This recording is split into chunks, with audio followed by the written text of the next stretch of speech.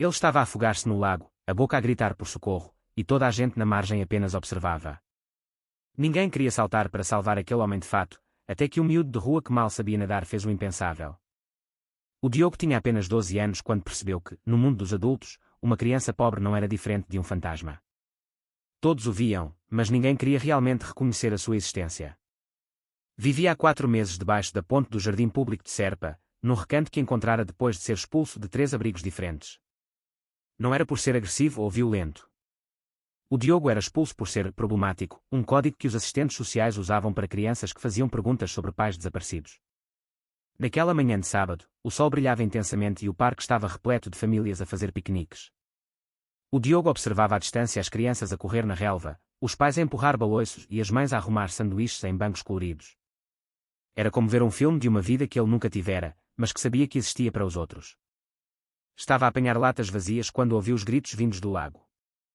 A princípio, pensou que eram apenas crianças a brincar, mas, ao aproximar-se da margem, viu uma cena de caos. Um homem debatia-se no meio da água, agitando os braços desesperadamente. A sua cabeça aparecia e desaparecia entre as pequenas ondas que o vento criava na superfície. Socorro! Alguém, por favor, ajude-me, gritava o homem, a voz entrecortada pelo esforço. Eu não sei nadar, por favor. O Diogo olhou em volta e viu o que já lhe era familiar, a indiferença que existia entre os adultos. Cerca de 20 pessoas estavam paradas na margem. Todas olhavam, todas comentavam, mas nenhuma agia. Algumas filmavam com os telemóveis, porque aparentemente registar uma tragédia era mais importante do que impedi-la. Outras ligavam para os bombeiros, mas falavam devagar, como se tivessem todo o tempo do mundo. Alguém tem de saltar, gritou uma mulher de vestido cor-de-rosa, mas ela própria não se moveu. Eu nado mal, disse um homem de calções de ganga. Se eu saltar, afogamo-nos os dois. É melhor esperar pelos bombeiros, acrescentou o outro. Eles têm o equipamento certo. O Diogo observava a cena, tão semelhante a tantas outras. Era sempre assim. Quando pedia comida na rua, diziam-lhe que havia instituições para crianças sem abrigo. Quando dormia ao frio, diziam-lhe que havia abrigos, os mesmos abrigos que não o queriam. Quando estava doente, sugeriam que fosse a um centro de saúde, onde não atendiam crianças sem um adulto responsável. As pessoas sabiam sempre qual era a solução para os problemas dos outros, desde que essa solução não exigisse que fizessem algo elas mesmas. O homem na água estava a ficar mais fraco. O Diogo via o seu cansaço, os movimentos a abrandar. Em breve, ele não conseguiria mais flutuar, e todas aquelas pessoas ficariam a vê-lo morrer, à espera que a pessoa certa chegasse para fazer alguma coisa. Foi nesse momento que algo se quebrou dentro do Diogo. Não era a primeira vez que via alguém a precisar de ajuda e a ser ignorado. Acontecia-lhe todos os dias. Mas desta vez era diferente. Desta vez, ele podia fazer alguma coisa. O Diogo tirou a t-shirt e os calções esfarrapados, que mais pareciam trapos. Ficou apenas em cuecas, o corpo magro e coberto de cicatrizes, pequenos testemunhos de uma vida na rua que nenhuma criança deveria ter. As pessoas nem repararam nele a preparar-se para saltar. Ele era invisível para elas, como sempre. Ele não nadava bem. Tinha aprendido um pouco sozinho num riacho lamacento perto da sua antiga casa, onde vivia com a avó antes de ela morrer, deixando-o entregue à própria sorte. Era mais um desenrascar na água do que nadar a sério, mas algo dentro dele dizia-lhe que tinha de tentar. E, miúdo, sai daí, gritou um homem de bigode quando finalmente viu o Diogo na beira do lago. Estás louco? Vais-te afogar. Onde estão os pais deste miúdo? Perguntou a mulher, como se uma criança perdida fosse um produto defeituoso que devia ser devolvido ao adulto apropriado. Mas o Diogo nem ouviu. Respirou fundo, pensou na sua avó Maria, que sempre dizia que Deus ajudava quem se ajudava a si mesmo, e saltou. A água estava gelada, atingindo no rosto como uma bufetada. Por um momento, ficou desorientado. Não sabia o que era cima ou baixo. A água do lago era escura e turva, nada parecida com o riacho onde costumava brincar. Mas depois começou a nadar o mais rápido que podia, agitando braços e pernas, tentando chegar ao homem. A distância parecia infinita. Os seus músculos magros já começavam a doer, e ele tinha de parar constantemente para recuperar o fôlego e verificar se estava a ir na direção certa. As pessoas na margem agora gritavam outra coisa. Volta, miúdo. Sai da água. Alguém vai ter de salvar os dois. Era irónico como agora, que ele estava a tentar ajudar, todos se tornavam especialistas em salvamento aquático. Mas quando era para saltar, esses mesmos especialistas tinham ficado calmamente na margem. O Diogo continuou, mesmo com os pulmões a arder e os braços a pesar como chumbo. Quando estava quase a chegar ao homem, ele desapareceu debaixo de água. O Diogo mergulhou, abrindo os olhos na água turva, procurando desesperadamente. Não via quase nada, apenas sombras a balançar.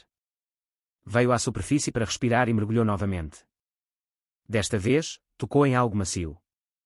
Era a mão do homem. O Diogo agarrou-a com toda a força que tinha e puxou. A cabeça do homem emergiu. Ele estava inconsciente, os lábios ligeiramente roxos. Puxá-lo era como arrastar um saco de cimento. O Diogo lembrou-se de uma cena que vira na televisão num café, onde por vezes conseguia um pão com chouriço ou um pastel de nata velho.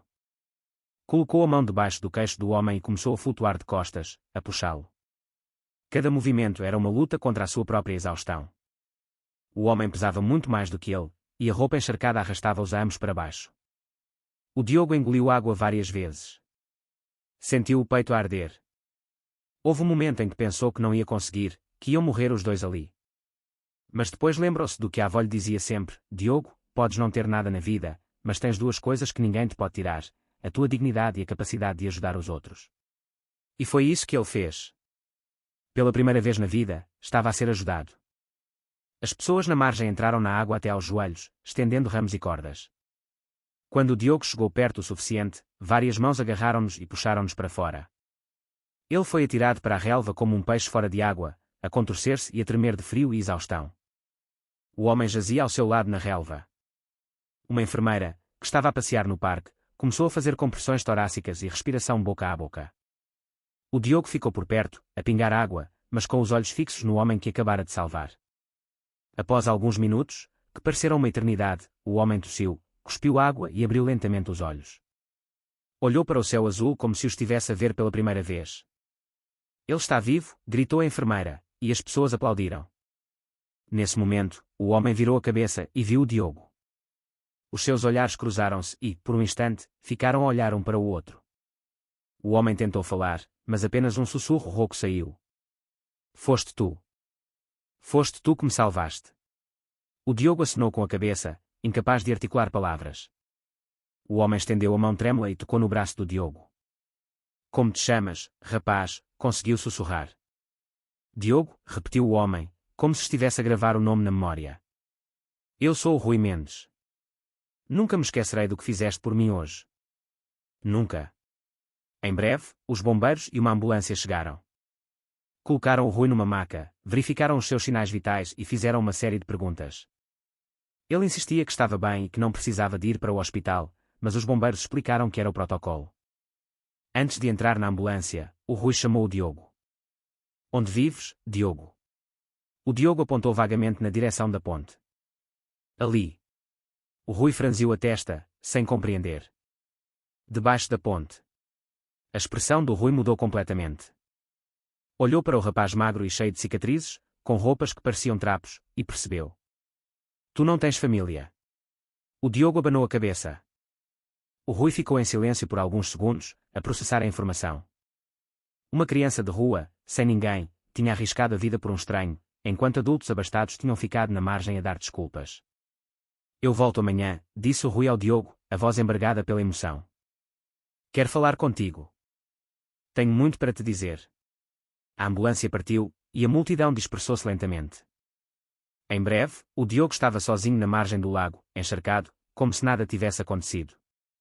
Mas algo tinha mudado. Pela primeira vez na sua vida, alguém olhou para ele sem pena ou indiferença.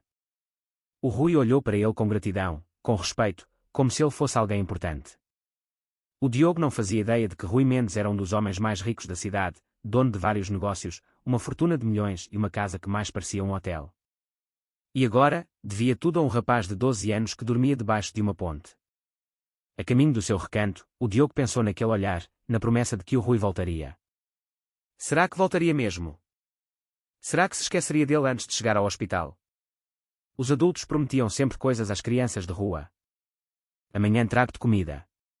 Para a semana passo por cá para ver se te posso ajudar. E nunca mais apareciam.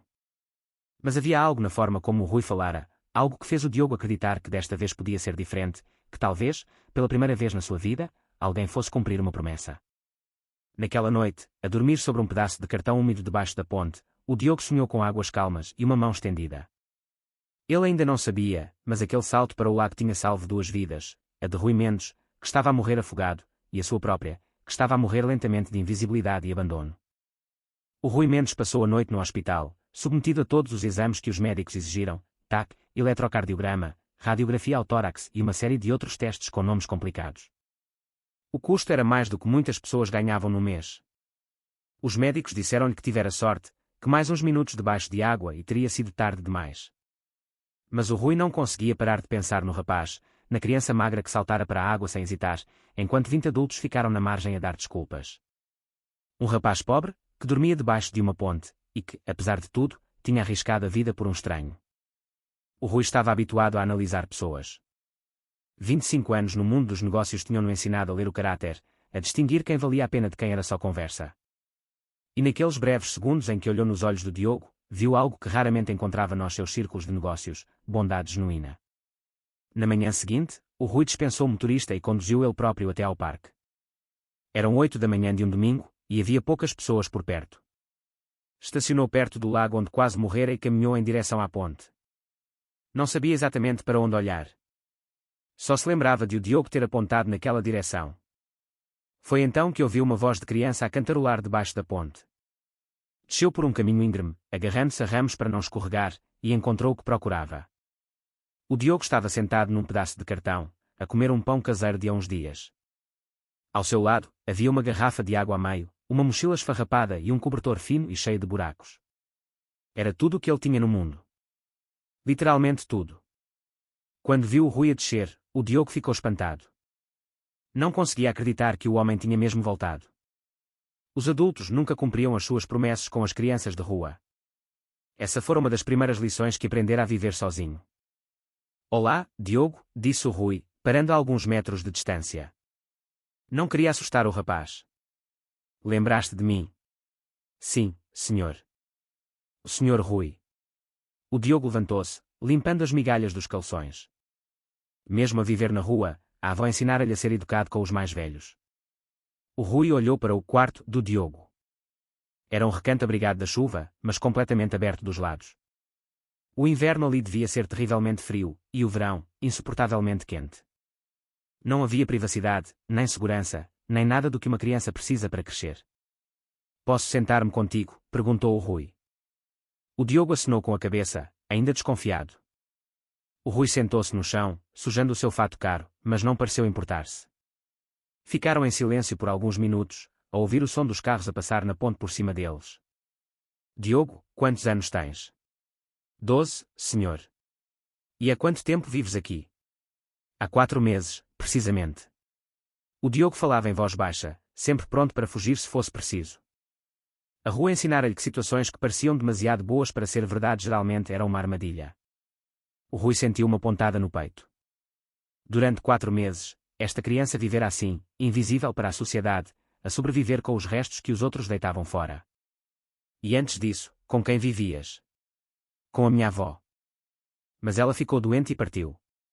O Rui sabia que era assim que as crianças falavam da morte, sem usar a palavra. Como se não falar sobre isso tornasse a dor um pouco menor.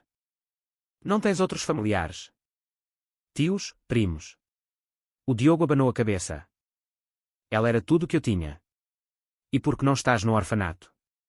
O Diogo deu um pequeno sorriso amargo, um som estranho vindo de uma criança. Já tentei 3. Encontram sempre uma razão para me mandar embora. Que razão? Dizem que faço demasiadas perguntas. Que sou difícil. Que não me adapto. O Diogo repetia as palavras que ouvira dos assistentes sociais, sem compreender bem o seu significado. O Rui franziu a testa. Que perguntas fazias? Sobre os meus pais. A minha avó nunca falou muito deles.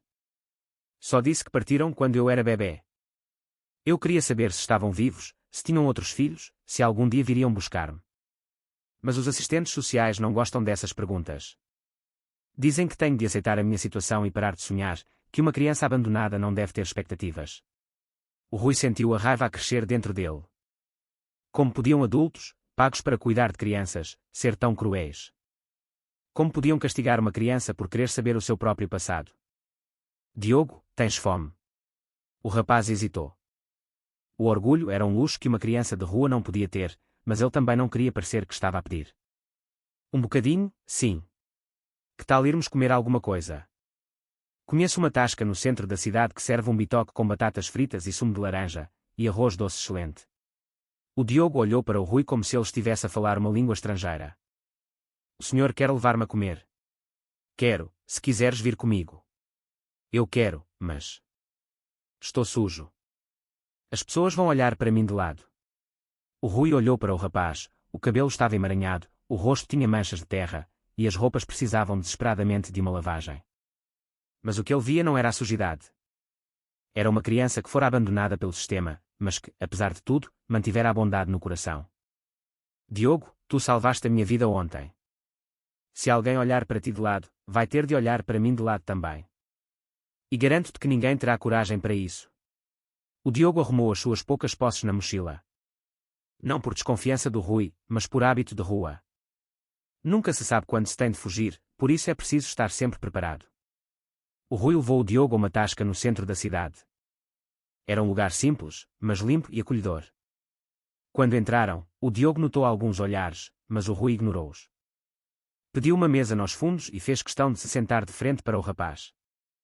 Pede o que quiseres, disse o Rui, entregando-lhe o menu. O Diogo olhou para os preços e empalideceu. Senhor Rui, isto é muito caro. Diogo, tu salvaste a minha vida. Achas que alguma coisa pode ser cara depois disso? O rapaz pediu um bitoque com batatas fritas, um sumo de laranja e arroz doce para a sobremesa. O Rui pediu o mesmo, para que o Diogo não se sentisse constrangido a comer sozinho. Enquanto esperavam, ele fez mais perguntas sobre a vida do rapaz. Descobriu que o Diogo era inteligente, que sabia ler e escrever e que tinha frequentado a escola até ao 5º ano, antes de a avó morrer. Descobriu que ele pedia esmola na zona do mercado de Silves para conseguir umas moedas, que sabia os horários de todos os restaurantes que deitavam comida fora, e que dormia em sítios diferentes para evitar a polícia. Era a vida de um adulto, mas vivida por uma criança de 12 anos. Diogo, disse o Rui depois de terminarem de comer, quer fazer-te uma proposta. O Diogo ficou tenso. Na rua, quando um adulto fazia uma proposta a uma criança, geralmente não era bom. O Rui notou a sua reação. Calma, não é nada de estranho. É uma proposta justa, de uma pessoa para outra. E qual é a proposta? Eu quero que venhas viver comigo. O Diogo olhou para o Rui como se ele estivesse louco. Viver consigo? Como assim? Terás o teu próprio quarto. Comida na mesa todos os dias. Poderás voltar à escola. Terás uma vida normal, como qualquer outra criança. Mas porquê? O senhor nem me conhece. O Rui respirou fundo.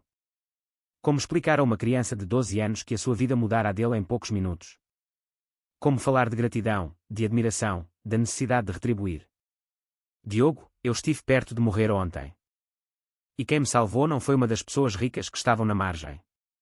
Foste tu, um rapaz sem nada, que mal conhecia a vida. Arriscaste a tua vida por um estranho. O Rui fez uma pausa, procurando as palavras certas. Isso fez-me pensar muito. Fez-me perceber que tenho muito dinheiro, uma casa enorme, tudo o que uma pessoa pode sonhar. Mas não tenho o que tu tens, um coração bom. E eu quero aprender isso contigo. O Diogo franziu a testa. Aprender o quê? A ser uma pessoa melhor. A ajudar os outros sem esperar nada em troca. A ter coragem quando é preciso. Mas eu não sei essas coisas. Sabes? Prová-lo ontem. O Diogo ficou em silêncio por um longo tempo, a brincar com o resto do seu arroz doce. O Rui via a luta a acontecer dentro dele. Senhor Rui, disse o Diogo finalmente, eu já vivi com outras pessoas. Acabou sempre mal. Como assim? As pessoas tinham pena de mim. Levavam-me para casa, davam-me comida e roupa. Mas depois de alguns dias, eu tornava-me um problema. Comia demasiado, ou fazia desarrumação, ou fazia barulho. E depois arranjava uma desculpa para me mandar embora. O Rui sentiu o coração apertar-se. Quantas vezes este rapaz já fora rejeitado? Quantas esperanças já lhe tinham sido dadas, apenas para serem esmagadas? Diogo, eu não te vou mandar embora. Quero que entendas uma coisa. Tu não serás um convidado na minha casa. Serás parte da família. Com direitos e responsabilidades. Com um lugar garantido e um futuro planeado. Isto não é caridade, é gratidão. O Diogo olhou nos olhos do Rui e viu algo que não via há muito tempo. Sinceridade. Não era pena, nem culpa, nem o olhar condescendente que os adultos davam às crianças de rua. Era respeito genuíno. E se eu não gostar, posso ir-me embora? Claro que sim. Mas, Diogo, eu vou fazer tudo o que estiver ao meu alcance para que gostes. Vou fazer tudo para que te sintas em casa. O Diogo respirou fundo. Está bem. Eu aceito. O Rui sorriu. Foi o primeiro sorriso genuíno que deu em anos. Saíram da tasca e foram diretamente para a casa do Rui. Era uma quinta, a quinta do Rui Mendes, num bairro luxuoso, com um jardim à frente e uma garagem para 3 carros. O Diogo nunca vira uma casa tão grande, exceto nos filmes. Isto é tudo seu? Perguntou, de boca aberta. É nosso, corrigiu o Rui. A partir de agora, é nosso. A Dona Maria, a governanta, estava a regar as plantas quando eles chegaram. Era uma mulher de cabelos brancos apanhados num coque, que trabalhava para o Rui há mais de 10 anos. Dona Maria, disse o Rui, quero apresentar-lhe o Diogo. Ele vai viver connosco a partir de hoje. A Dona Maria olhou para o rapaz magro e sujo, e depois para o patrão, confusa. O Rui contou-lhe rapidamente o que acontecera no lago. Quando terminou, a Dona Maria olhou para o Diogo com uma expressão completamente diferente. Então este é o menino que salvou o Sr. Rui, disse ela, sorrindo. Bem-vindo, meu filho. Ela não perguntou de onde o Diogo vinha ou por que vivia na rua. Apenas abriu os braços e deu-lhe um abraço como ele não recebia há meses. Primeiro, vamos dar um bom banho a este rapaz, disse ela. Depois, damos-lhe uma boa refeição, e depois preparamos o seu quarto. O Diogo tomou o banho mais longo da sua vida. Ficou debaixo do chuveiro até a água quente lavar meses de sujidade da rua. A Dona Maria tinha preparado roupas limpas, roupas que o Rui usara em criança, guardadas no sótão. Quando se viu ao espelho depois do banho, o Diogo quase não se reconheceu. Parecia outra pessoa. Parecia uma criança normal. O almoço foi um verdadeiro banquete. A Dona Maria preparou arroz, feijão, bife de cebolada, batatas fritas e salada. O Diogo comeu até não poder mais, saboreando cada garfada. Há tanto tempo que não sentia o estômago tão cheio que quase se esquecera da sensação. Amanhã vamos tratar da tua matrícula na escola, disse o Rui durante o almoço. Queres voltar a estudar? Quero, sim, respondeu o Diogo sem hesitar. Sempre gostara de aprender. Sempre fora curioso. A Rua interrompera os seus estudos, mas não apagara o seu desejo de conhecimento. Há mais alguma coisa que sempre quiseste fazer e nunca conseguiste? O Diogo pensou por um momento. Aprender a nadar a sério. O Rui sorriu. Considerando que me salvaste da água, pensei que já soubesses. Não, senhor. Eu só me atirei e rezei para que desse certo. Mas sempre quis aprender a técnica correta. Então vamos contratar um professor de natação. Melhor ainda, vamos construir uma piscina neste jardim. O Diogo olhou para o Rui como se ele tivesse prometido construir uma nave espacial. Uma piscina. Aqui. Por que não? Gostas de água, não gostas? Eu preciso de aprender para não morrer outra vez. Faz sentido. Nesse mesmo dia, depois do almoço, o Rui mostrou a casa ao Diogo. 3 andares, 7 quartos, uma biblioteca, uma sala de jogos, um escritório. Era maior do que o abrigo onde o Diogo passara algumas semanas. Qual quarto queres? Perguntou o Rui. Posso escolher? Claro. Menos o meu. Os outros estão todos livres. O Diogo escolheu um quarto no segundo andar, com uma janela virada para o jardim. Não era o maior nem o mais luxuoso, mas tinha uma bela vista e ficava ao lado do quarto do Rui. Por que este? Perguntou o Rui. Porque se eu tiver um pesadelo, posso chamar por si, respondeu o Diogo com uma honestidade infantil. O Rui sentiu os olhos a encherem-se de lágrimas. Podes chamar-me sempre que precisares, Diogo. De noite, de dia, a qualquer hora. Naquela noite, o Diogo dormiu numa cama a sério, pela primeira vez em 4 meses. Um colchão macio, uma almofada fofa, um cobertor quente. Ficou acordado por muito tempo, a olhar para o teto, a tentar acreditar que era real. O Rui também dormiu pouco. Pensava em como a vida podia mudar em poucas horas. Ontem, era um homem rico e vazio, que passava os dias a acumular dinheiro sem saber porquê. Hoje, tinha um propósito, cuidar do rapaz que lhe salvara a vida. Na manhã seguinte, quando Diogo acordou, por um momento não se lembrou onde estava. Depois, tudo voltou. A casa do Rui, a promessa de uma nova vida. Desceu para a cozinha e encontrou a Dona Maria a preparar o pequeno almoço. Bom dia, meu anjo, disse ela, enchendo um prato com leite, pão com queijo e fiambre, e fruta fresca. Dormiste bem? Muito bem, respondeu o Diogo. E era verdade. Fora o melhor sono que tivera em meses. O Rui apareceu pouco depois, já vestido para o trabalho. Bom dia, filho. A palavra fez o coração do Diogo saltar. Há tanto tempo que ninguém lhe chamava assim que quase se esquecera do som. Hoje só trabalho de manhã, disse ele. Depois do almoço, vamos tratar da tua matrícula e dos exames médicos. Precisas de um check-up completo. O Diogo acenou com a cabeça. Compreendia. Sabia que as crianças precisavam de papéis, documentos, coisas que ele mal entendia, mas que eram importantes. Rui, disse ele, usando o primeiro nome pela primeira vez, posso perguntar-te uma coisa? Claro. Por que estás a fazer isto por mim? A sério. O Rui parou de mastigar e olhou para o rapaz. Era uma pergunta justa, uma pergunta que merecia uma resposta honesta. Diogo, eu tenho 50 anos. Passei a minha vida inteira a construir uma carreira, a ganhar dinheiro, a acumular bens. Mas até ontem, nunca tinha feito nada que realmente importasse. Nunca tinha salvo uma vida. Nunca tinha mudado a vida de alguém para melhor. Ele fez uma pausa. Tu, aos 12 anos, já fizeste mais bem ao mundo do que eu em toda a minha vida. Ensinaste-me que o que importa não é o que temos, mas o que fazemos pelos outros. Mas eu não fiz nada de extraordinário. Arriscaste a tua vida por um estranho, Diogo. Isso não é comum. É extraordinário. E eu quero aprender a ser extraordinário, como tu.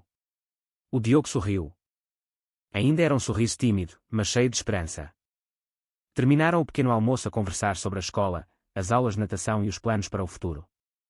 Pela primeira vez em muito tempo, o Diogo tinha um futuro para planear. Tinham passado 3 meses desde que o Diogo fora viver com o Rui. Estava irreconhecível. Ganhara alguns quilos. O cabelo estava sempre limpo e cortado. Usava roupas novas que lhe serviam. Mais importante, voltara a sorrir, não o sorriso forçado que as crianças de rua aprendem para conseguir esmola, mas o sorriso genuíno de quem se sente amado. Na escola, as coisas correram melhor do que o esperado. O Diogo não só recuperou a matéria perdida, como se tornou um dos melhores alunos da turma. Os professores falavam maravilhas dele nas reuniões de pais. O Rui cumpriu as suas promessas. Construiu a piscina no jardim, contratou um professor de natação. Inscreveu o Diogo em atividades extracurriculares. Mas, acima de tudo, deu-lhe o que o dinheiro não podia comprar, atenção. Chegava à casa todos os dias para jantar com o Diogo, ajudava-o com os trabalhos de casa e via filmes com ele ao fim de semana. Era uma rotina que ambos aprenderam a valorizar. O Rui descobriu que ter alguém à sua espera em casa dava um novo significado ao trabalho. O Diogo descobriu que ter uma rotina, regras e responsabilidades não era uma prisão, mas uma rede de segurança. Mas a vida tem o hábito cruel de nos testar quando menos esperamos. Numa quinta-feira à tarde, o Rui recebeu uma chamada no escritório. Estava numa reunião importante, a discutir a aquisição de uma nova empresa, quando a sua secretária entrou na sala com uma expressão preocupada. Senhor Rui, tem uma chamada urgente. Dizem que é sobre o Diogo. O Rui sentiu o estômago dar um nó. Pediu licença aos investidores e atendeu no seu gabinete. Fala Rui Mendes. A voz do outro lado era feminina, formal e fria. Daqui doutora Sandra Costa, da Conservatória do Registro Civil. Preciso de falar consigo sobre o menor Diogo Silva, que está sob a sua guarda. Aconteceu alguma coisa com ele? Não exatamente. Mas recebemos uma denúncia sobre a situação dele. Preciso que venha cá hoje para esclarecimentos. O Rui sentiu o mundo a girar. Que denúncia? Não posso discutir o assunto por telefone. Pode estar no nosso escritório às 16 horas. O Rui olhou para o relógio. Eram 14 horas. Claro. Mas posso saber de onde veio a denúncia? Como eu disse, discutiremos isso pessoalmente. O Rui desligou o telefone com as mãos a tremer. Cancelou todos os compromissos do dia e ligou ao melhor advogado que conhecia. Algo estava muito errado, e ele precisava de se defender. E, mais importante, precisava de proteger o Diogo. Chegou à conservatória do Registro Civil 15 minutos antes da hora marcada, acompanhado pelo Dr. Paulo Antunes, um advogado especialista em direito de menores. O edifício tinha o aspecto típico de uma repartição pública, cinzento, impessoal, com um ar de lugar onde os sonhos vão para morrer. A doutora Sandra Costa era uma mulher na casa dos 40, com o cabelo preso num coque apertado, óculos e uma expressão tão séria que não parecia haver espaço para um sorriso. O Rui sentiu que ela já o tinha julgado antes mesmo de ouvir a sua história. Senhor Mendes, começou ela, folheando um dossiê cheio de papéis, o senhor tem a guarda legal do menor Diogo Silva? Sim, tenho. Todos os documentos estão em ordem. O Rui entregou-lhe uma pasta com toda a papelada que o Dr. Paulo preparara. A doutora Sandra examinou os documentos com o rigor de um detetive à procura de uma pista. Vejo que obteve a guarda num tempo recorde de 3 meses. Foi rápido para os padrões normais. Foi rápido porque não havia impedimentos legais. O Diogo não tinha família, era um sem-abrigo. Todos os exames médicos e psicológicos foram positivos. Certo. Mas isso leva-nos à questão principal. A doutora Sandra tirou os óculos e olhou o Rui diretamente nos olhos. Por que é que um homem de 52 anos, solteiro e sem filhos, decide de repente adotar um miúdo de rua? O Rui sentiu a pergunta como um soco no estômago. Porque o Diogo me salvou a vida. Porque é uma criança extraordinária que merecia uma oportunidade. Essa é a versão oficial. Mas recebemos informações que sugerem que pode haver outras motivações. O doutor Paulo inclinou-se para a frente. Doutora, que informações são essas? Quem fez estas alegações? A denúncia é anónima. Mas vem de uma fonte que se diz credível. Sugere que o Sr. Mendes pode ter interesses impróprios ao manter um menor na sua casa. O Rui ficou pálido. O que está a insinuar, exatamente? Não estou a insinuar nada. Estou a investigar. É meu dever proteger os menores. A doutora Sandra voltou a colocar os óculos e começou a remexer nos papéis. Preciso de lhe fazer algumas perguntas diretas, e espero respostas honestas. Já foi casado? Não. Tem alguma relação amorosa atualmente? Não. Tem relações casuais? O Rui começou a ficar nervoso. Não percebo o que a minha vida pessoal tem a ver com a minha capacidade de cuidar do Diogo.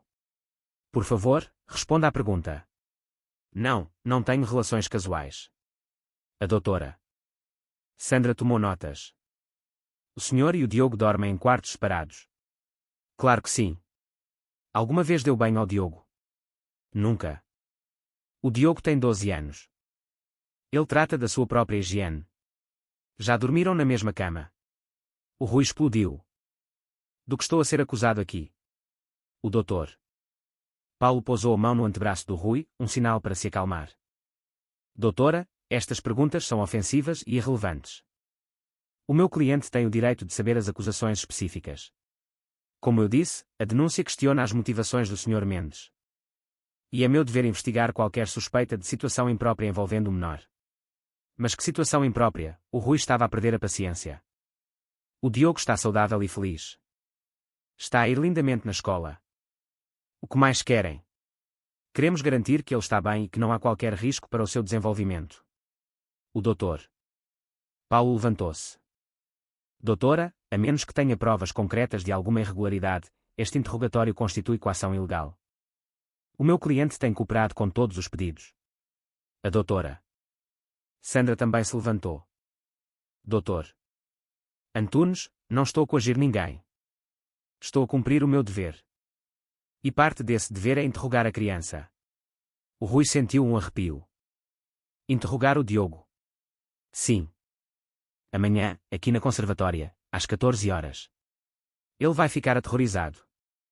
Ele não entende estas coisas. Sr. Mendes, se não tem nada a esconder, a criança não tem nada a temer. O Rui saiu da conservatória com um sentimento avassalador de angústia. O doutor Paulo tentou tranquilizá-lo, dizendo que provavelmente era apenas um procedimento burocrático, que denúncias anónimas eram comuns e geralmente não davam em nada. Mas o Rui não conseguia livrar-se da sensação de que algo muito mau estava para acontecer. Chegou a casa à hora do costume, mas o Diogo percebeu imediatamente que algo estava errado. Rui, está tudo bem? Perguntou ele ao jantar. Sim, por quê? Estás muito calado. Quase não comeste. O Rui forçou um sorriso. O Diogo era perspicaz. Sempre notara os detalhes. Era uma qualidade que a vida na rua lhe dera. Uma criança que crescera abandonada a aprender a ler o humor dos adultos, a saber quando era hora de fugir. Foi só um dia cansativo no trabalho, nada mais. Mas o Rui sabia que tinha de lhe contar a verdade. Na manhã seguinte, depois de o Diogo ir para a escola, ligou ao doutor Paulo a pedir conselhos sobre como abordar o rapaz. Rui, tens de ser honesto com ele, mas sem o assustar, aconselhou o advogado. Explica que é apenas uma conversa de rotina, parte do processo legal. Não o deixes pensar que fez algo de errado. Quando o Diogo voltou da escola, o Rui estava à sua espera na sala. Diogo, preciso de te dizer uma coisa. O rapaz sentou-se no sofá, imediatamente tenso. Fiz alguma coisa de mal? Não, filho, não fizeste nada de mal. É sobre os papéis da tua guarda. Amanhã vais ter de falar com uma senhora na conservatória. A conservatória. O Diogo empalideceu. Eles vão levar-me embora. O Rui ajoelhou-se à frente do rapaz, segurando as suas mãos. Ninguém te vai levar embora, Diogo. É só uma conversa de rotina. Fazem isso com todas as crianças que mudam de casa. Mas porquê? Eu estou feliz aqui. Estou a ir bem na escola. Não quero ir embora. E não vais. É só uma formalidade legal. Vais falar com eles, responder a umas perguntas sobre como te sentes em casa, e pronto. O Diogo não parecia convencido. O Rui via o medo nos seus olhos. O mesmo medo que sentira nos primeiros dias, quando ainda não acreditava que podia confiar no adulto. Rui, prometes que não me vais deixar ir? A pergunta partiu o coração do Rui. Prometo, Diogo. Tu és o meu filho. Nada nem ninguém vai mudar isso. Naquela noite, o Diogo teve um pesadelo. O Rui ouviu-o a chorar no quarto e foi ter com ele. O rapaz estava suado e a tremer, visivelmente assustado. Sonhei que eles me levavam de volta para a rua, soluçou o Diogo. Sonhei que te fartavas de mim e os deixavas levar-me. O Rui abraçou-o com força. Isso nunca vai acontecer, Diogo. Nunca. Podes ter a certeza. Ficaram acordados por um longo tempo. O Rui contou-lhe histórias, tentando acalmá-lo. Mas mesmo quando o rapaz finalmente adormeceu, o Rui ficou acordado, a observá-lo, prometendo a si mesmo que o protegeria de tudo e de todos. No dia seguinte, às 14 horas em ponto, chegaram à conservatória. O Diogo agarrava a mão do Rui com força. O doutor Paulo esperava-os à entrada. Lembre-se, sussurrou ele ao Rui, responda às perguntas com honestidade, mas não entre em detalhes desnecessários. Diogo, se alguma pergunta te incomodar, podes dizer que não queres responder. A doutora Sandra viu o Diogo sozinho numa pequena sala com paredes coloridas e alguns brinquedos espalhados. O Rui ficou na sala de espera, a roer as unhas de ansiedade. Olá, Diogo, começou ela, com uma tentativa de sorriso que soou forçada. Não precisas de ter medo.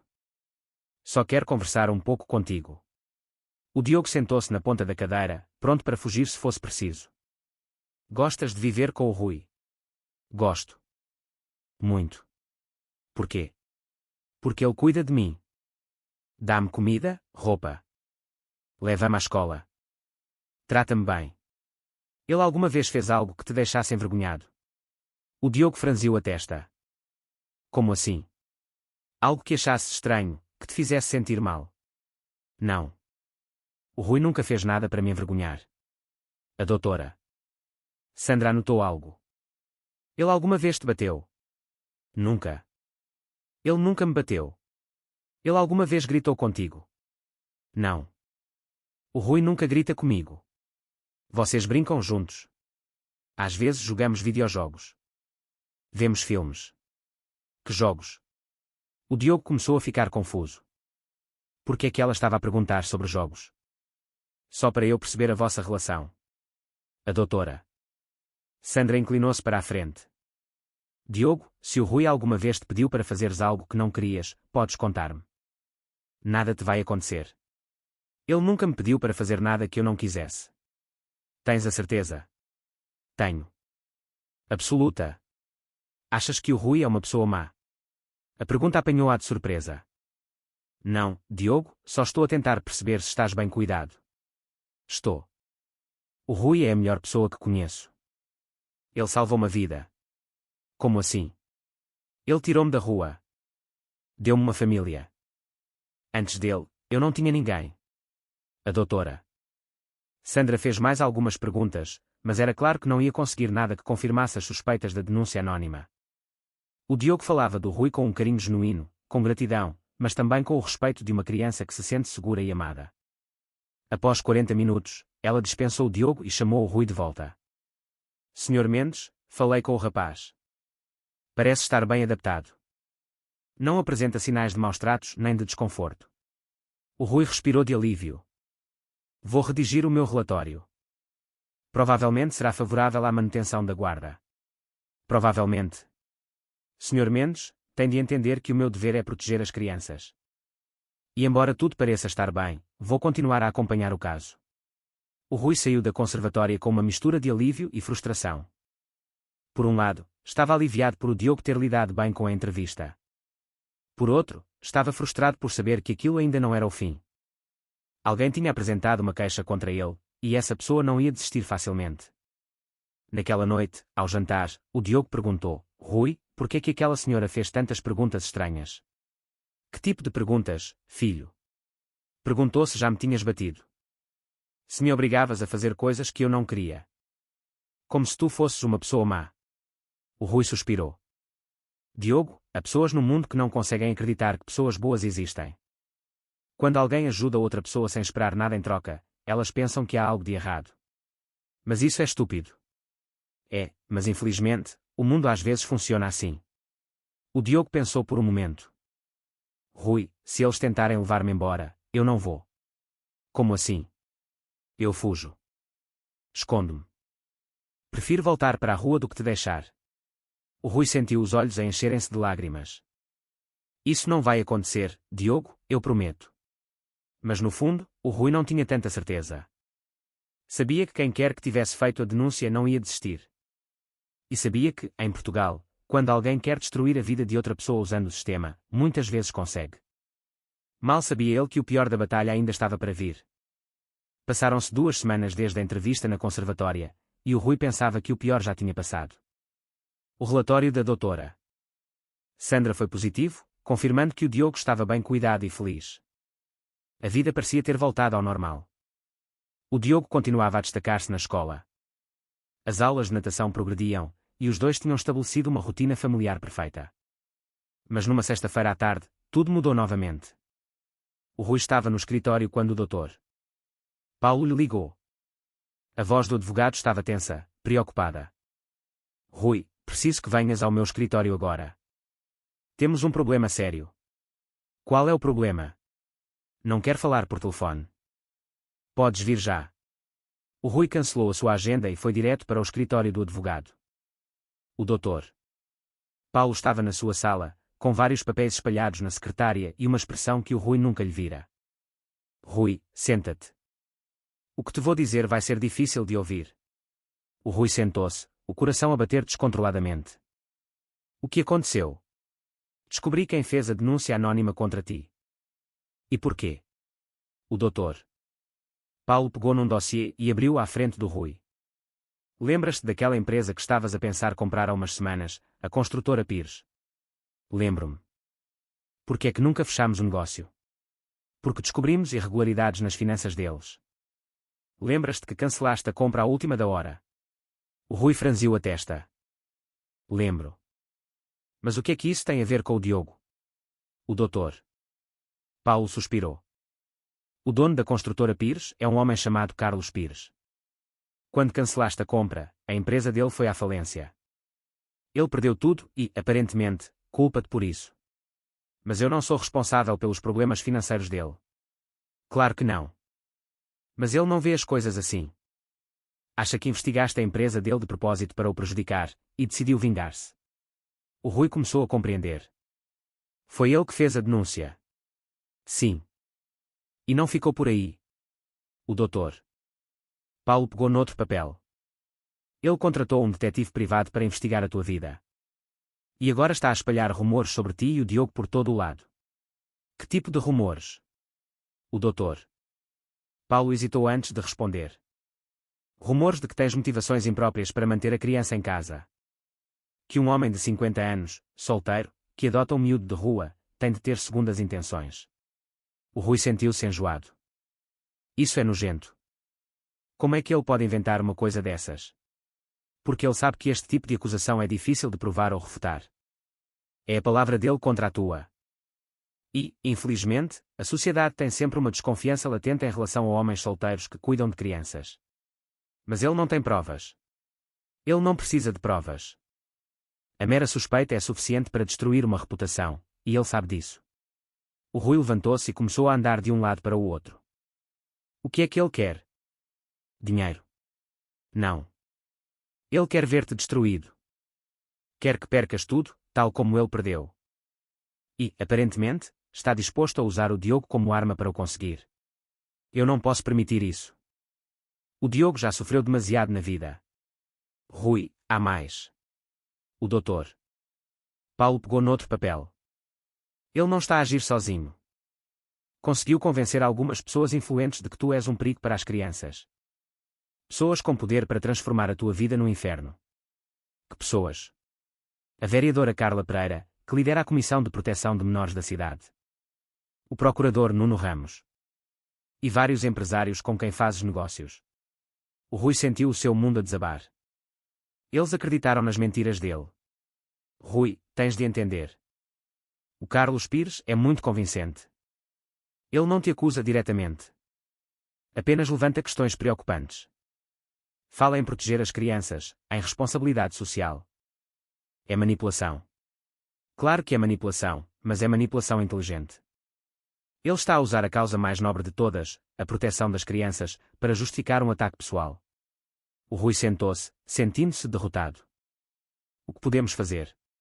Vamos lutar. Vamos reunir provas. Vamos demonstrar que o Diogo está bem cuidado. Vamos expor as verdadeiras motivações do Carlos. Mas, Rui, quero que entendas que isto vai ser uma guerra. E eles vão usar todas as armas que tiverem. Que armas? Vão questionar cada decisão que tomaste na tua vida. Vão analisar cada conversa, cada gesto, cada momento de ternura. Vão tentar transformar o amor de um pai em algo sinistro. O Rui sentiu uma raiva como nunca sentira na vida. Como é que as pessoas podem ser tão cruéis? Como podem usar uma criança inocente para satisfazer uma sede de vingança? Porque ele não vê o Diogo como uma criança. Vê-o como uma oportunidade. Uma forma de te atingir onde és mais vulnerável. O Rui ficou em silêncio por alguns minutos, a processar tudo. Depois perguntou: o Diogo precisa de saber disto. Vamos tentar resolver isto sem o envolver. Mas, Rui, se a situação escalar, tens de o preparar para o que pode acontecer. O Rui saiu do escritório do advogado com uma sensação de impotência que nunca experimentara. Sempre resolvera os seus problemas com dinheiro, influência ou inteligência. Mas desta vez era diferente. Estava a ser atacado naquilo que mais lhe importava, a sua relação com o Diogo. Chegou a casa à hora do costume, tentando agir como se nada tivesse acontecido. O Diogo estava na piscina, a praticar os exercícios que o professor de natação lhe ensinara. Ao ver o Rui, acenou com entusiasmo. Rui, olha isto. O Diogo mergulhou e nadou uma piscina inteira sem parar. Quando chegou à outra ponta, estava ofegante, mas a sorrir. Consegui. Nadei sem parar. O Rui forçou um sorriso. Fantástico, filho. Estou orgulhoso de ti. Mas o Diogo, sempre observador, notou que algo estava errado. Estás bem? Pareces preocupado. Estou. Sim. Só um pouco cansado do trabalho. Ao jantar, o Rui tentou manter a compostura, mas a sua mente estava noutro lugar. Pensava em como proteger o Diogo da guerra suja que se avizinhava, em como explicar a uma criança de 12 anos que os adultos podiam ser tão cruéis ao ponto de destruir uma família por vingança. Na segunda-feira, os primeiros sinais da campanha do Carlos começaram a aparecer. O Rui chegou ao escritório e notou que alguns funcionários olhavam para ele de forma estranha. As conversas paravam quando ele se aproximava. Havia um clima desconfortável no ar, um clima que ele não conseguia explicar. À hora do almoço, a sua secretária, a dona Fátima, que trabalhava com ele há 10 anos, pediu para falar com ele em particular. Senhor Rui, começou ela, visivelmente embaraçada, andam a circular rumores sobre o senhor e o rapaz que vive consigo. O Rui sentiu o estômago dar um nó. Que tipo de rumores? Rumores maldosos, senhor. As pessoas estão a questionar as suas motivações. Dizem que é estranho um homem solteiro adotar uma criança de rua. E a senhora acredita nesses rumores, Dona Fátima? Ela abanou a cabeça vigorosamente. Claro que não, senhor. Eu vejo a forma como fala do Diogo. Vejo a felicidade nos seus olhos. Mas as pessoas estão a falar, e achei que devia saber. O Rui agradeceu-lhe a lealdade, mas sabia que, se os rumores tinham chegado ao seu escritório, em breve se espalhariam por toda a cidade. Na terça-feira, a situação piorou. O Rui recebeu uma chamada da escola do Diogo. A diretora queria falar com ele urgentemente. Quando chegou à escola, a diretora, Dona Antônia, estava visivelmente desconfortável. Senhor Rui, recebemos algumas preocupações sobre a situação do Diogo. Que tipo de preocupações? Algumas pessoas questionaram a adequação de uma criança adotada em circunstâncias tão invulgares continuar a frequentar a nossa escola. O Rui ficou furioso. Circunstâncias invulgares. O Diogo foi adotado legalmente. Todos os papéis estão em ordem. Eu sei, Senhor Rui, e quero deixar claro que a escola não tem qualquer preocupação com o Diogo. Ele é um aluno excelente, está bem integrado e é visivelmente feliz. Mas estou a ser pressionada para agir. Pressionada por quem? Por pessoas influentes na comunidade escolar. Pessoas que fazem doações significativas à escola. O Rui compreendeu. O Carlos não estava apenas a espalhar rumores. Estava a usar os seus contactos e a sua influência para pressionar as instituições. Dona Antônia, o Diogo está feliz aqui. Tem amigos. Está a ir bem nos estudos. Não podem punir uma criança inocente por causa de rumores maldosos. Concordo plenamente. Mas, Sr. Rui, tenho de lhe explicar. Se a pressão continuar, talvez eu não consiga protegê-lo. O Rui saiu da escola a sentir uma mistura de raiva e desespero. O Carlos estava a atacar todas as facetas da vida do Diogo, a família, a escola, as relações sociais. Era uma estratégia sistemática para destruir a família que eles tinham construído. Naquela noite, o Diogo percebeu que algo estava realmente errado. Rui, alguns dos meus colegas estão a agir de forma estranha comigo, disse ele ao jantar. O Rui sentiu o coração apertar-se. Estranha como? Ficam em silêncio quando me aproximo. E hoje, a mãe do João não o deixou vir brincar cá à casa. O Rui soube que não podia mais esconder a situação. O Diogo merecia saber o que se estava a passar, por mais doloroso que fosse. Diogo, preciso de te dizer uma coisa importante. Há uma pessoa a espalhar mentiras sobre nós. Que mentiras? Mentiras sobre o porquê de viveres comigo. A tentar convencer as pessoas de que a nossa família está errada. O Diogo franziu a testa. Mas porquê? Porque essa pessoa quer magoar-me, quer fazer-me sofrer. E acha que a melhor forma de o fazer é atacar a nossa família. É por causa daquele dia na conservatória. Em parte, mas é mais do que isso. É sobre pessoas que não conseguem aceitar que existam famílias diferentes das tradicionais. O Diogo fez uma pausa, a processar a informação. Depois perguntou, Rui, achas que eles me podem levar embora? Era a pergunta que o Rui mais temia ouvir. Eu não vou deixar que isso aconteça, Diogo. Vou lutar com todas as minhas forças. Mas e se não der certo? E se eles conseguirem? O Rui ajoelhou-se em frente à cadeira do Diogo, olhando diretamente nos olhos. Diogo, ouve com atenção o que te vou dizer. Tu és o meu filho. Nada nem ninguém pode mudar isso. Podemos ter de enfrentar tempos difíceis, mas no final, a verdade vence sempre. Como podes ter tanta certeza? Porque o que nós temos é real. O amor que sinto por ti é real. A família que construímos é real. E as mentiras podem causar problemas temporários, mas não podem destruir a verdade. O Diogo abraçou o Rui. Eu amo-te, pai. Foi a primeira vez que o Diogo lhe chamou pai. O Rui sentiu os olhos a encherem-se de lágrimas. Eu também te amo, filho. Mais do que imaginas. Naquela noite, depois de o Diogo adormecer, o Rui ficou acordado, a planear a sua estratégia. O Carlos Pires queria uma guerra, então teria uma guerra. Mas o Rui decidiu lutar com as melhores armas que tinha, a verdade, a justiça e o amor incondicional pelo seu filho. Mal imaginava ele o quão sujo o Carlos estava disposto a jogar. As semanas seguintes foram um pesadelo crescente. O Carlos Pires não se limitou a rumores. Criou uma verdadeira máquina de destruição, usando todos os seus contactos e influência para transformar a vida do Rui e do Diogo no inferno. A situação atingiu o clímax numa quinta-feira de manhã, quando o Rui recebeu uma chamada que mudou tudo. Rui Mendes. A voz era formal, fria, sem qualquer cordialidade. Sim, sou eu.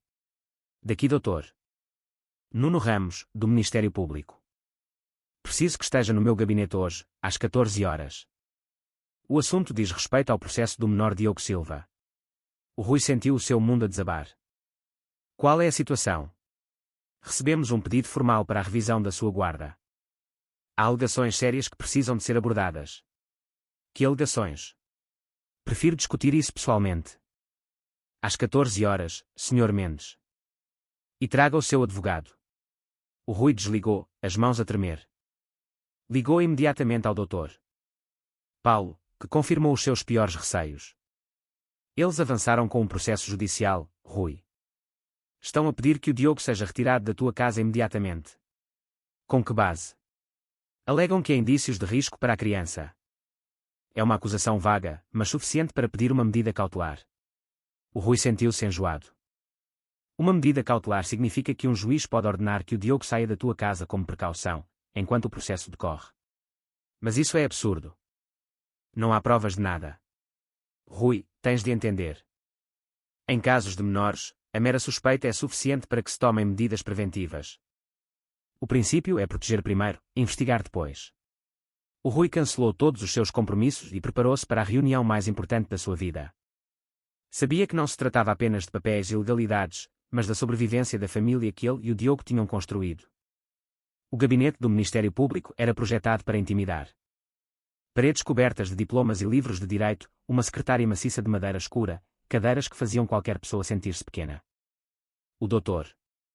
Nuno Ramos era um homem de cerca de 55 anos, com cabelo grisalho e uma expressão severa que não deixava dúvidas sobre quem mandava. Sr. Mendes, começou ele, sem rodeios, estou aqui para proteger os interesses da criança. Nada mais, nada menos. Dr. Ramos, o Diogo está seguro e feliz comigo. Qualquer investigação irá confirmar isso. Talvez. Mas foram levantadas questões preocupantes que não podem ser ignoradas. O Dr. Ramos abriu um dossiê volumoso. Um cidadão respeitável da nossa comunidade trouxe-nos informações que sugerem que pode haver motivações impróprias por detrás da sua decisão de adoção. O Rui olhou para o Dr. Paulo, que acenou para que ele mantivesse a calma. Dr. Ramos, interveio o Dr. Paulo, que informações são essas, especificamente? E quem é esse cidadão? O meu cliente tem o direito de saber do que está a ser acusado. O Sr. Carlos Pires, um empresário conhecido na cidade, relatou circunstâncias suspeitas em torno desta adoção. O Rui não se conseguiu conter. Carlos Pires. Doutor, este homem tem motivos pessoais para me prejudicar. Ele perdeu muito dinheiro quando eu cancelei um negócio com ele. Sr. Mendes, as motivações pessoais do queixoso são irrelevantes. O que importa é se as informações se confirmam. E que informações são essas? O Dr. Ramos consultou o seu dossiê. Primeiro, a rapidez invulgar da adoção. 3 meses é um período demasiado curto para todos os procedimentos necessários. Foi rápido, respondeu o Dr. Paulo, porque não havia impedimentos legais. A criança não tinha família e todos os relatórios eram positivos. Segundo, o facto de o Sr. Mendes não ter relações amorosas conhecidas. Um homem de 50 anos, solteiro, sem historial de relações duradouras. O Rui ficou indignado. A minha vida privada não é um crime, doutor. Terceiro, o isolamento social da criança. Há relatos de que o Diogo está a ser afastado das atividades sociais normais. Isso é mentira, explodiu o Rui. O Diogo vai à escola, tem amigos, faz natação. O Dr. Ramos levantou a mão. Sr. Mendes, terá a oportunidade de se defender. Mas antes, preciso de tomar medidas de precaução. O Rui sentiu um arrepio. Que medidas? Vou solicitar que uma equipa multidisciplinar, um psicólogo, um assistente social e um especialista em abuso infantil, entreviste a criança. O Diogo já passou por todas as avaliações. Estas serão mais aprofundadas.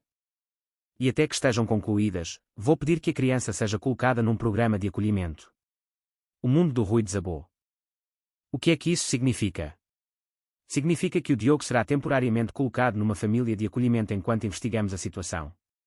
O Rui levantou-se abruptamente. Doutor, isto seria traumático para a criança. Ele já foi abandonado uma vez. Viveu na rua. Não pode ser separado da única família que conhece. Senhor Mendes, compreendo a sua preocupação, mas o meu dever é garantir a segurança da criança. O doutor Paulo tentou um último argumento. Doutor Ramos, há alguma prova concreta de má conduta? Um relatório médico que indique maus tratos? Um testemunho da criança? Não. Mas há circunstâncias suspeitas suficientes para justificar uma investigação completa. Então está a separar uma família com base em rumores. Estou a proteger uma criança com base nos procedimentos legais estabelecidos. O Rui sentiu que estava a perder a batalha. Doutor, eu imploro-lhe. Deixe o Diogo ficar comigo durante a investigação. Eu concordo com qualquer tipo de supervisão, qualquer condição. O doutor Ramos pensou por um momento. Há uma possibilidade. Se concordar com uma supervisão total dos serviços sociais, visitas diárias, acompanhamento constante, posso considerar deixar a criança em casa. Concordo, disse o Rui imediatamente. Mas com uma condição adicional. Não poderá estar sozinho com a criança em momento algum. Terá de haver sempre uma terceira pessoa presente. O Rui sentiu como se tivesse levado um soco no estômago. Doutor, isso torna impossível uma relação normal entre pai e filho. São as condições, Sr. Mendes. Aceita, ou a criança será retirada hoje mesmo. O Rui olhou para o doutor Paulo, que acenou levemente com a cabeça. Não há outra opção. Aceito. As visitas começam amanhã. E, Sr. Mendes, qualquer violação destas condições resultará na remoção imediata da criança. O Rui saiu do Ministério Público a sentir-se humilhado e derrotado. O doutor Paulo tentou consolá-lo, dizendo que, pelo menos, o Diogo ficaria em casa. Mas o Rui sabia que aquilo era apenas o começo. Chegou a casa antes de o Diogo voltar da escola. A Dona Maria percebeu imediatamente que algo estava errado. Senhor Rui, o que se passou? O Rui contou-lhe tudo. A Dona Maria ficou furiosa. É uma injustiça. Qualquer pessoa vê que o senhor ama este menino como um filho. Dona Maria, a partir de amanhã, teremos visitas diárias dos serviços sociais. E eu não posso mais ficar sozinho com o Diogo. Nunca. Nunca. Terá de haver sempre alguém presente quando eu estiver com ele, para supervisionar a nossa relação. A Dona Maria abanou a cabeça, indignada. Em que mundo vivemos, onde um pai não pode estar sozinho com o seu próprio filho? Quando o Diogo chegou da escola, o Rui teve de lhe dar a pior notícia da sua vida. Diogo, preciso de te contar o que aconteceu hoje. O rapaz sentou-se no sofá, já a perceber pela expressão do Rui que era algo sério. As pessoas que inventaram as mentiras sobre nós convenceram um juiz de que a nossa família precisa de ser investigada. O que é que isso significa? Significa que, a partir de amanhã, todos os dias virá alguém à nossa casa para observar como vivemos, como falamos, como nos comportamos. O Diogo franziu a testa. Vão vigiar-nos. Basicamente, sim. E por quanto tempo? Não sei. Até que decidam que estamos bem. O Diogo ficou em silêncio por um momento. Rui, achas que eles me vão levar? O Rui segurou as mãos do rapaz. Vou fazer tudo o que estiver ao meu alcance para que isso não aconteça. Mas, Diogo, quero que saibas que podem vir dias difíceis. Não me importo. Desde que possamos ficar juntos. O Rui abraçou o filho, querendo prometer-lhe que tudo ficaria bem, mas sabia que o Carlos Pires não ia parar por ali. Esta era apenas a primeira ronda de uma guerra que estava longe de terminar. Na manhã seguinte, às 8 horas em ponto, a campainha tocou. Era a primeira visita dos serviços sociais. Bom dia, Sr. Mendes. Sou a doutora Cristina Soares, assistente social. Vou acompanhar o dia-a-dia da família nos próximos tempos. A doutora Cristina era uma mulher na casa dos 40, com um ar profissional e sem emoção. Entrou em casa com um bloco de notas na mão, a observar tudo com o olhar de um inspetor. Onde está o menino? O Diogo está a tomar o pequeno almoço. Posso ver. O Rui levou à cozinha, onde o Diogo comia cereais e conversava com a Dona Maria sobre um projeto da escola. Olá, Diogo, disse a doutora Cristina com um sorriso forçado. Olá, respondeu o Diogo, visivelmente desconfortável com a presença da estranha. O Rui tentou manter a normalidade, conversando com o Diogo sobre os planos para o dia, mas era impossível ignorar a mulher sentada à mesa, a tomar notas de cada palavra, cada gesto, cada expressão. Rui, sussurrou o Diogo, porque é que ela está a escrever tudo? É o trabalho dela, sussurrou o Rui de volta. Senhor Mendes, interveio a doutora. Cristina, gostaria que falassem normalmente. Não há necessidade de sussurrar. Era humilhante. O Rui sentia-se como um criminoso sob vigilância, na sua própria casa. E o pior era ver o desconforto do Diogo, que claramente não entendia porque é que uma estranha estava a escrutinar cada movimento da sua família. A situação piorou ao longo da semana. Os assistentes sociais revezavam-se, cada um com o seu estilo de observação e anotações. Alguns eram mais discretos, outros faziam perguntas diretas e embaraçosas. Diogo, alguma vez visto o Rui nu? Perguntou um deles. Que tipo de pergunta é essa? Protestou o Rui. É protocolo, Sr. Mendes. O Diogo, envergonhado, corou. Não, nunca. O Rui só entra no meu quarto à noite quando eu tenho um pesadelo e o chamo. E o que acontece quando ele vem? Ele senta-se na minha cama e fala comigo até eu me acalmar. O assistente social anotou tudo, como se conversas de consolo entre pai e filho fossem prova de algo sinistro. O Rui estava a chegar ao seu limite. 2 semanas daquele circo tinham transformado a sua casa num observatório. O Diogo estava a ficar ansioso, a dormir mal. As notas dele estão a cair, disse o doutor Paulo ao Rui por telefone. Isto não pode continuar. Estão a destruir o meu filho. Rui, eu sei que é difícil, mas temos de aguentar até a investigação terminar. E quando é que isso acaba? Ainda não há previsão. Mas, Rui, tenho uma novidade. Consegui informações sobre o Carlos Pires que nos podem ajudar. Que informações? Ele está com problemas financeiros graves. Deve dinheiro a pessoas muito perigosas. E descobri que ele anda a tentar subornar pessoas para testemunharem contra ti. O Rui viu um vislumbre de esperança. Isso pode ajudar-nos. Talvez se provarmos que ele montou uma campanha de difamação por motivos pessoais, possamos invalidar todo o processo. Então vamos a isso. Rui, isto vai ser perigoso. O Carlos é um homem desesperado.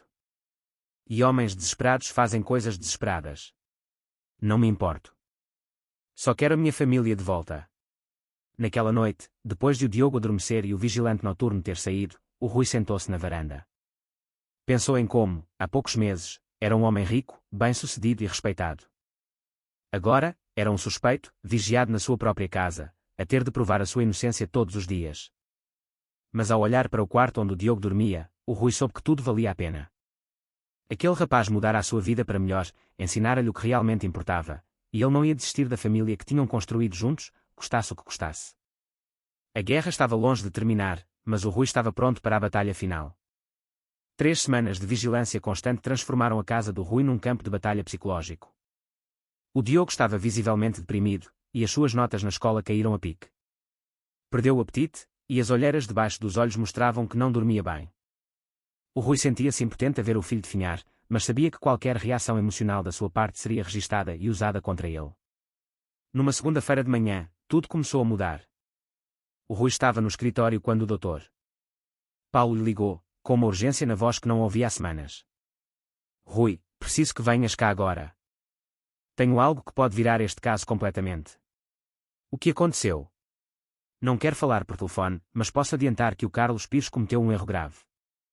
Um erro que o pode destruir. O Rui cancelou as suas reuniões e foi direto para o escritório do advogado. O doutor Paulo estava na sua sala com uma expressão de satisfação que não conseguia esconder. Rui, senta-te. O que te vou mostrar vai impressionar-te. O doutor Paulo ligou o computador e abriu um ficheiro de áudio. Lembras-te que te disse que o Carlos andava a tentar subornar testemunhas? Tenho a prova. Ele carregou no play, e a voz do Carlos Pires encheu a sala. Preciso que digas que viste algo suspeito.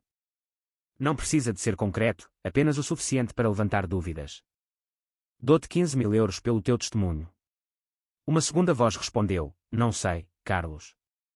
Mentir em tribunal é crime, não é? Não é mentir, é uma interpretação. Tu alguma vez viste um homem de 50 anos, solteiro, a viver sozinho com um rapaz de 12 anos? Qualquer pessoa normal acharia isso suspeito. Mas eu conheço o Rui Mendes. Ele é um homem decente. Sente. Ele destruiu a minha empresa, levou-me à falência. Agora é a minha vez de o destruir a ele. E se não me ajudares, eu conto a toda a gente sobre os teus problemas com o jogo. O Rui ficou chocado. Quem gravou isto? Pedro Tavares, o empresário que o Carlos tentou chantagear. Ele veio ter comigo ontem à noite, com a consciência pesada. Disse que não podia mais fazer parte desta farsa. Isto é suficiente para acabar com o Carlos. Mais do que isso, Rui. Isto prova que todo o processo é uma fabricação. Temos a confissão dele de que está a usar o sistema judicial para uma vingança pessoal. O Rui sentiu uma onda de alívio, mas também de raiva.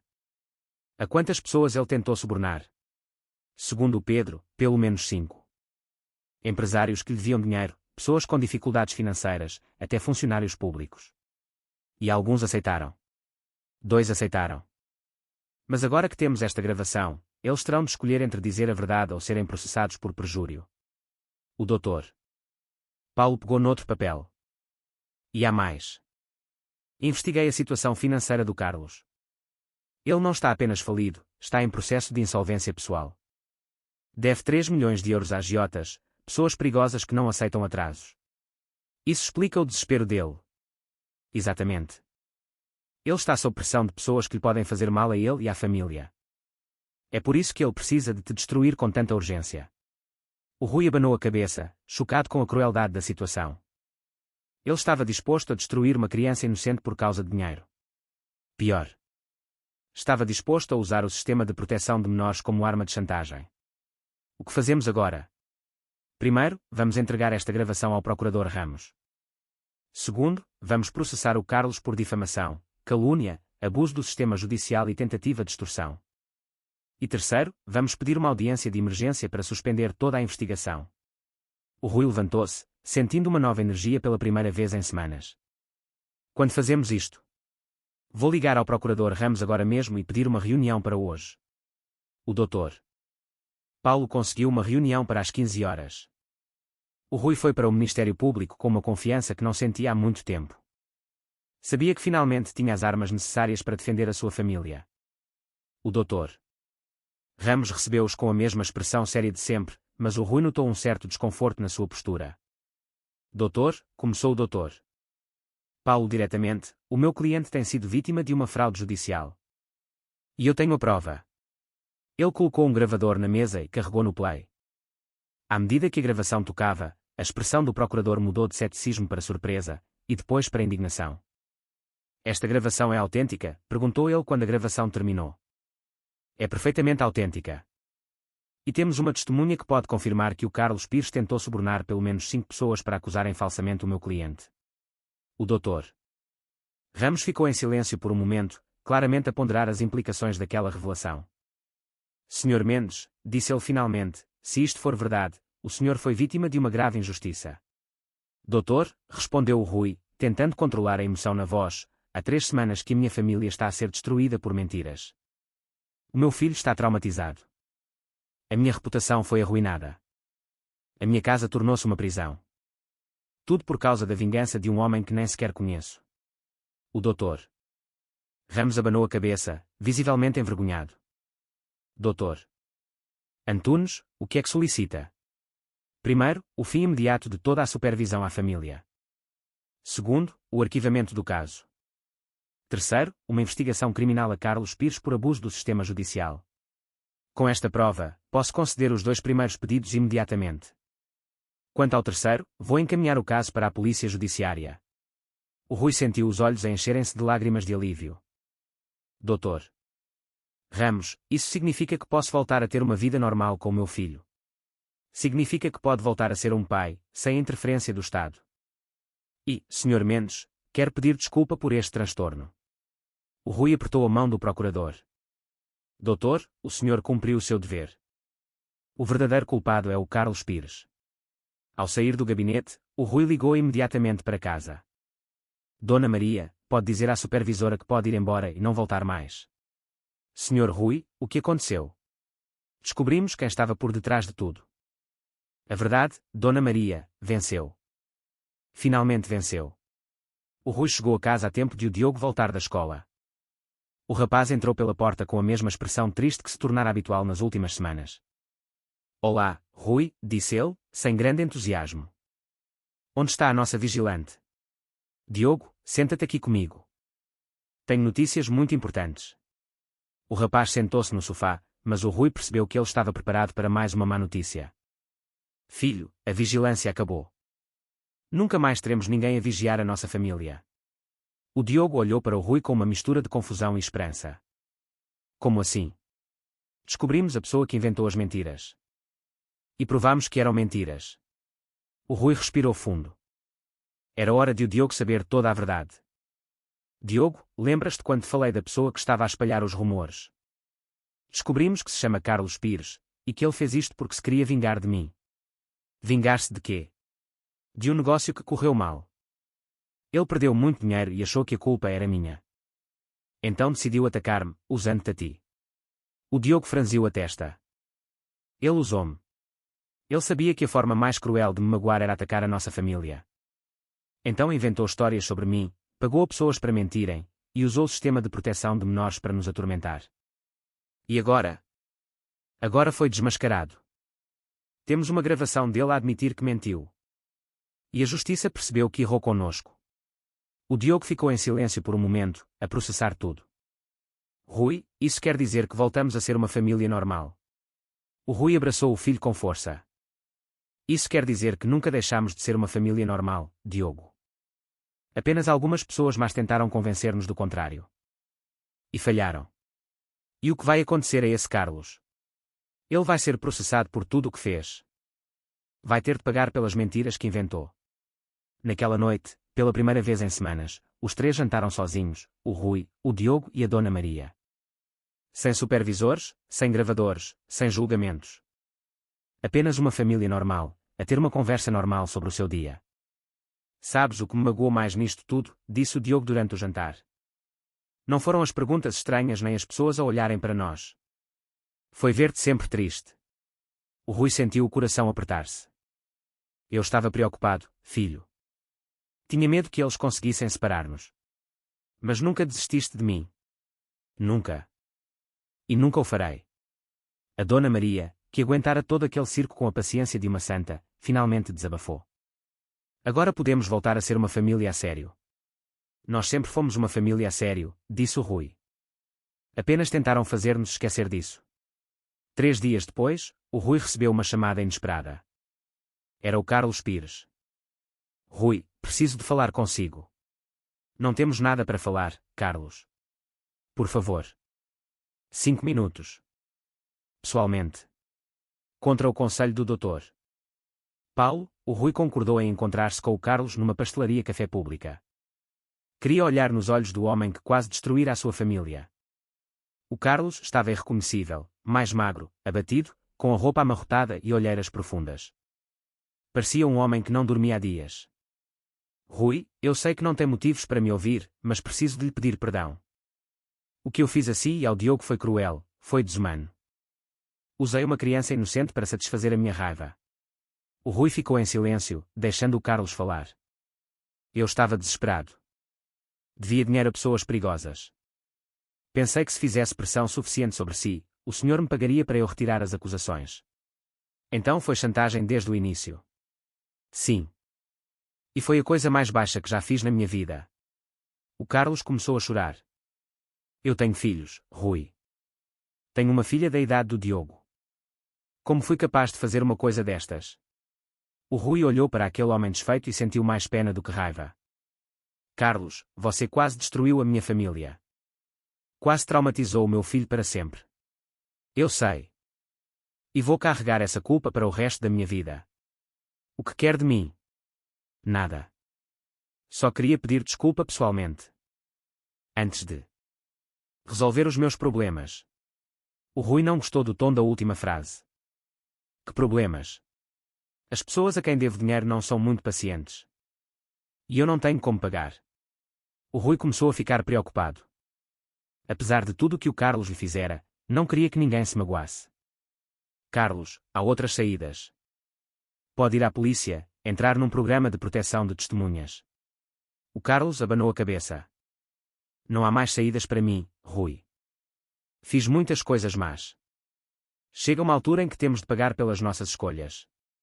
Despediram-se naquela pastelaria café, e o Rui nunca mais viu o Carlos Pires. Uma semana depois, leu nos jornais que ele tinha desaparecido. Nunca foi encontrado. A vida voltou lentamente ao normal para o Rui e o Diogo. A supervisão acabara, mas as cicatrizes emocionais levariam tempo a sarar. O Diogo ainda tinha pesadelos. Ainda sentia ansiedade quando estranhos lhe faziam perguntas sobre a sua família. Mas, pouco a pouco, o sorriso genuíno voltou ao seu rosto. O Rui aprendera uma lição valiosa sobre como a maldade humana podia infiltrar-se até nos sistemas criados para proteger os inocentes. Mas também aprendera que a verdade, mesmo que demore, vence sempre.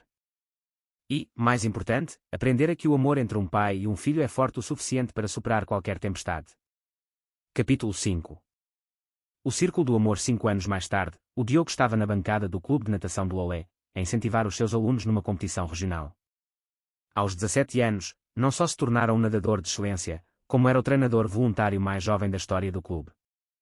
Todos os sábados de manhã, ensinava crianças carenciadas da comunidade a nadar, um projeto que ele próprio criara. O Rui observava à distância, o peito a inchar de orgulho. O rapaz magro e assustado que ele resgatara da rua transformara-se num jovem confiante, inteligente, acima de tudo, generoso. O Diogo nunca se esquecera de onde viera, e isso tornava-o ainda mais determinado a ajudar outros que passavam pelas mesmas dificuldades. Força, Maria, tu consegues, gritou o Diogo a uma menina de 8 anos, que estava a completar a sua primeira piscina completa. Quando ela tocou na parede, ofegante mas a sorrir, o Diogo saltou para a água e abraçou-a. Conseguiste. Eu sabia que conseguias. O Rui sorriu, lembrando-se do primeiro dia em que o Diogo entrara naquela piscina. 3 meses depois da batalha legal, quando finalmente voltaram a uma vida normal. O Diogo tinha medo da água, traumatizado por tudo o que acontecera. Mas o Rui sabia que a natação era especial para ele. Afinal, fora a natação que lhe salvara a vida naquele lago. Professor Diogo, uma das crianças mais pequenas correu até ele. Quando é que eu vou nadar como tu? O Diogo ajoelhou-se para ficar ao nível da menina. Sabes qual é o segredo? Não é a velocidade nem a técnica. É nunca desistir, mesmo quando parece difícil. Esta resposta resumia perfeitamente o que o Diogo se tornara nos 5 anos desde que o calvário com o Carlos Pires terminara. Houve momentos difíceis, pesadelos ocasionais, uma ansiedade latente em situações que envolviam autoridades, e momentos de dúvida sobre o seu lugar no mundo. Mas o Diogo aprendera a transformar a dor em força, o trauma em sabedoria, e o medo em coragem. A escola também se tornara um lugar de triunfo. O Diogo era um dos melhores alunos da sua turma, vencendo várias Olimpíadas de Matemática e Ciências, e era adorado por professores e colegas. Mais do que as notas, era conhecido por defender as crianças que eram vítimas de bullying, por ajudar os amigos em dificuldades e por se manifestar contra qualquer tipo de injustiça. Rui. O Diogo acenou da beira da piscina. Vem cá. Quero apresentar-te uma pessoa. O Rui aproximou-se e viu o Diogo a conversar com uma mulher bem vestida, na casa dos 40, que segurava a mão de um rapaz de cerca de 10 anos. Esta é a doutora Patrícia Oliveira, disse o Diogo. Ela trabalha no novo abrigo da cidade e trouxe o Vasco para conhecer o projeto. O Rui cumprimentou a mulher e depois olhou para o rapaz. O Vasco tinha o olhar que ele conhecia tão bem. O olhar de uma criança que já vira mais do que devia, que aprendera cedo a não confiar nos adultos, que carregava feridas invisíveis. Olá, Vasco, disse o Rui, baixando-se para ficar ao seu nível. O Diogo disse-me que gostas de água. O Vasco acenou timidamente. Gosto, mas não sei nadar. Eu também não sabia com a tua idade, disse o Diogo, sentando-se na beira da piscina. Se quiseres, eu ensino-te. Nos 40 minutos seguintes, o Rui observou o Diogo a trabalhar com o Vasco.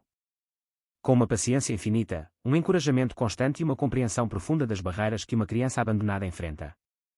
Era o mesmo método que ele usara com o Diogo anos antes, mas com uma maturidade e sensibilidade que só quem passou pelo mesmo pode ter. Ele é especial, comentou a doutora Patrícia, enquanto observava o Diogo a ajudar o Vasco a flutuar. Em 5 minutos, conseguiu mais do que nós numa semana. Ele tem um dom. Ele compreende estas crianças porque já esteve no lugar delas, respondeu o Rui. O Vasco perdeu os pais num acidente de carro há 2 anos. Já passou por 3 famílias de acolhimento, mas nunca se adaptou bem. Está no abrigo há 6 meses.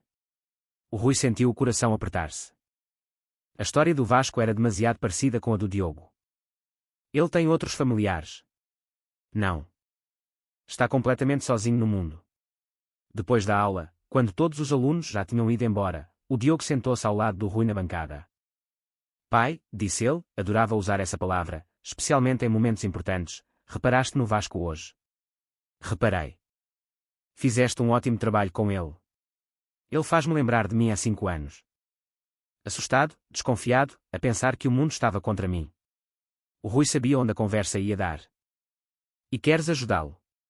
Quero. Mas não só ele. Quero fazer mais.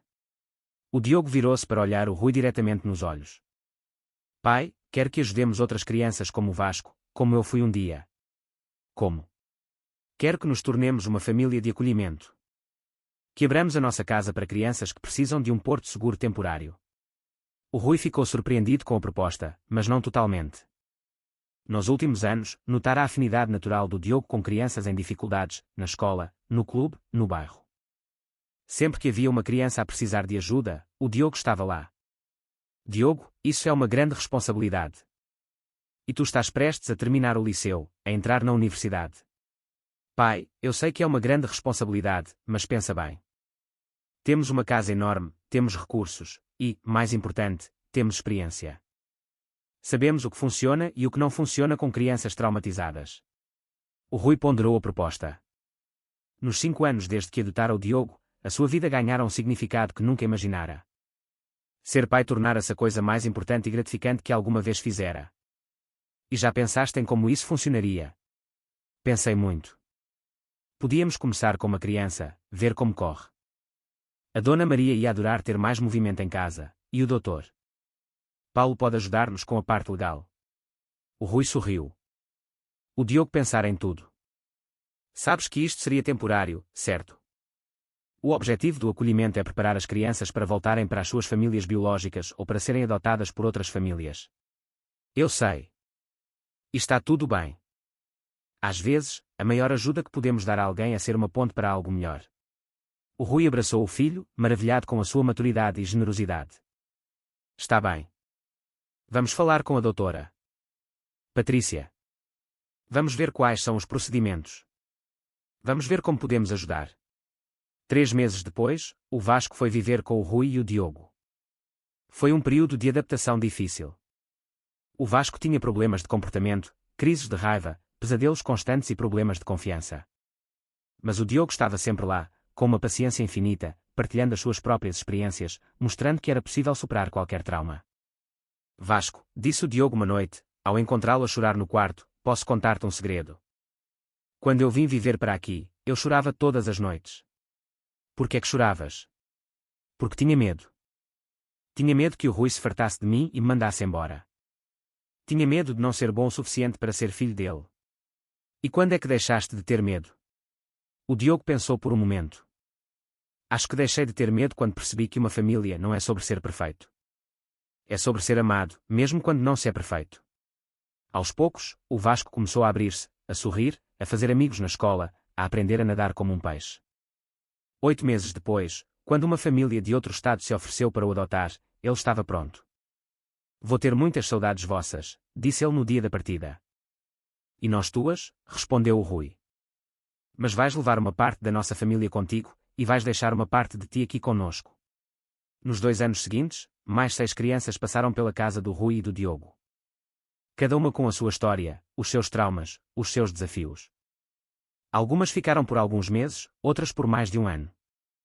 Todas saíram transformadas, prontas para o próximo capítulo das suas vidas. O Diogo terminou o liceu com distinção. No seu discurso de finalista, falou sobre segundas oportunidades, sobre como uma pessoa pode mudar uma vida inteira, e sobre como o amor pode curar qualquer ferida. Há 7 anos, disse ele para uma audiência de mais de 1000 pessoas, eu era um miúdo de rua sem esperança. Hoje, estou aqui a falar para vocês porque alguém acreditou em mim quando eu não acreditava em mim mesmo. O Rui, sentado no meio da multidão, chorava de orgulho. O meu pai ensinou-me que a família não se define pelo sangue, mas pela escolha, pelo compromisso e pelo amor incondicional. E essa lição não mudou apenas a minha vida, mas a vida de muitas outras crianças que passaram pela nossa casa. O Diogo olhou diretamente para o Rui na plateia. Pai, obrigado por me mostrares que toda a gente merece uma segunda oportunidade. obrigado por me ensinares que o amor, quando é partilhado, multiplica-se. A audiência aplaudiu de pé, mas o Rui só via o seu filho, já não o rapaz assustado que ele tirara da água, mas um jovem completo, compassivo e determinado a tornar o mundo um lugar melhor. Depois do liceu, o Diogo entrou em psicologia com uma bolsa de estudos integral. A sua tese seria sobre a resiliência de crianças em centros de acolhimento. Um tema que ele conhecia por experiência própria. Pai, disse o Diogo numa conversa antes do início do ano letivo, sabes qual é o meu maior sonho? Construir um centro especializado para crianças que perderam tudo. Um lugar onde elas possam não só recuperar, mas florescer. O Rui sorriu. E como seria esse lugar? Teria uma piscina, uma biblioteca, uma sala de artes, um campo de desportos. Teria psicólogos, professores e pessoas que já passaram pelo mesmo. Seria um lugar onde cada criança soubesse que é especial, que tem valor, que pode alcançar qualquer sonho. E achas que é possível? Pai, tu tiraste-me de debaixo de uma ponte e transformaste-me em quem eu sou hoje.